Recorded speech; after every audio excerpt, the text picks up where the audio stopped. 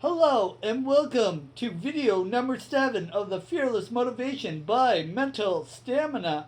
So it is Sunday, February 16th, 2020. So in this video, I'm just going to talk a little bit about my high school courses. So at the end of high school, there is this expectation that you should know exactly what you want to do, what field you want to get into, and have like your purpose all predetermined. Like that is a hard struggle for a lot of people because a lot of people I find go through life without a purpose and figuring out what truly makes them happy and what gets them out of bed every day, what puts a smile on their face. I'll get into that more later on in my video series.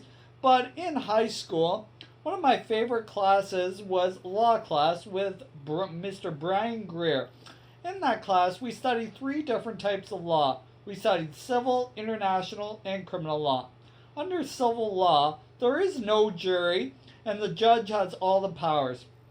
Generally, the reward when you win a civil case is a cash payment in your reward for punitive damages, depending if the act was malicious. Or you can also get like general damages award or just nominal damages, but everything generally results in a cash reward. Like say if you're hit by a truck, or it's all those like flash things, like if you were hit by a truck or if you were bit by a dog, you can sue that person for fees. So it also involves different like things, like say for if you're suing your tenant for landlord or corporate or fisheries and oceans, also corporate real estate corporations. So the best example of this would be the second most well paid person on the air today. Dun, dun, dun, dun. Do you guys know who this is? It is Judge Judith Shineland. Everybody knows Judge Judy. The people are real. The cases are real. This is Judge Judy. So I don't know if those TV judges are all that real, but I guess they're making a thing doing it, so I don't disagree with it. The second type of law that we study is international law. International law is very fascinating because it deals with the law of various nations across the world. So basically, in this thing, I'm going to mainly focus on Canada and the US because they're our closest neighbors. But I just actually, before I started this, I googled just the law of Saudi Arabia and like Iran. Though that Sharia law, that's no joke there, because like if you get in trouble with that, they can cut off your hands and they can stone you for very minor crimes. I find it interesting that Canada's a little bit more humane, but like that stuff's way out in left field, which always makes me like see the things that are way out there, and I find kind of interesting. So also under international law, that is studies. It studies the laws and policies of NATO and how it was enacted in all the different countries. Also the G20. When you want to study international law, I recommend looking at the different constitutions of different nations across the world. So also you can watch the shows dictated on National Geographic. That gives you a general like stance on like the laws of Australia. I find Australia to be an interesting nation, but like I dilute, and I'm gonna get on to my favorite type of law right now. My favorite type of law that I studied under Mr. Brian Greer was criminal law. So criminal law is basically when you commit a crime against the government, and you go to court, and then you have a jury or peers judging you. So basically with criminal law, you've got to convince the jury, all 12 people, that you're guilty beyond a reasonable doubt. Always in criminal law, there's a lot of legal lingo. So every law is thoroughly defined in the Criminal Code of Canada. So with a criminal law, it includes crimes such as theft, murder, pornography acts, breaking and entering, drunk driving, and theft under, and indecent exposure, and what a few other, like about a 400 different other acts for you guys to like think over.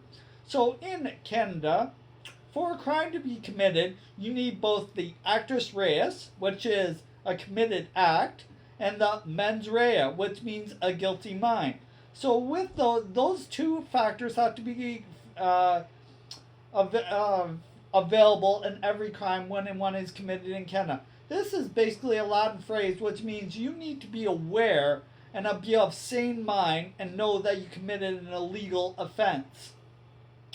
So, like those things, like I said, come from Latin, and there are a lot of Latin phrases all throughout the legal lingo. But in Canada, the laws are divided into three sub-factors, which are summary conviction, hybrid, and indictable offenses, with indictable being the most serious. So an example of summary conviction would be theft under $5,000. An example of hybrid would be drunk driving. And then indictable, of course, would be murder. So some examples of of television shows that accurately demonstrate law in its most elaborate function are Cops. No, bad boys. What you gonna do when they come for you? Bad boys. I just remember that from my childhood. Also, America's Most Wanted with Mr. John Walsh. Like, who doesn't like John Walsh? Like, his son was killed by a serial killer, and he made a show out of it. Like, that is just so dope. They eventually caught the asshole, but, you know, I just love studying, like, serial killers and people. But I'm going to get more into that in later broadcasts. And another show that I actually watch right now, and it's available every Friday and Saturday on A&E, is Live PD with Mr. Dan Abrams, Tom Morse Jr., and Sergeant Sean Sticks Larkin. Those guys are just dope, and I just love watching Enforcement Live. But anyways, getting back to my high school, in the summer of '02 was my graduation year. I was part of the double cohort. For people who don't know what that is, I was the last year to have OAC, grade 13 it was called, the Ontario Academic Courses. So basically, in grade 13 and grade 12, we both graduated at the same time. I was kind of disgusted with the grade 12 curriculum because I thought it was grossly unprepared for university. Their major project was writing a 600-word essay, but ours was writing one 2,500-word essay, a test, and a skit. Like, I wasn't against it, but I just figured that is weakness. And, like, the one thing I absolutely can't put up with in my life or when I see other people is weakness. And be like, you are so physically capable of doing it, you just gotta thoroughly plan it out because everybody has the same 24 hours in a day. So what separates somebody who's a millionaire to someone who decides to become a drug addict? It's passion, determination, and thorough thinking. Like, they lack on resourcefulness, but we're going to get into that more thoroughly in other videos, and that is part of the purpose of these videos that I am shooting. So, to wrap up this video, I've also, in the summer of '02, I got the chance to go down to Windsor, the city I currently reside in, to work on a cruise ship that goes up and down the Detroit River.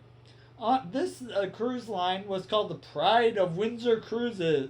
My aunt was the general manager, the captain was Mike Cornish, and the engineer was Mr. George Rad, the Lebanese wonder.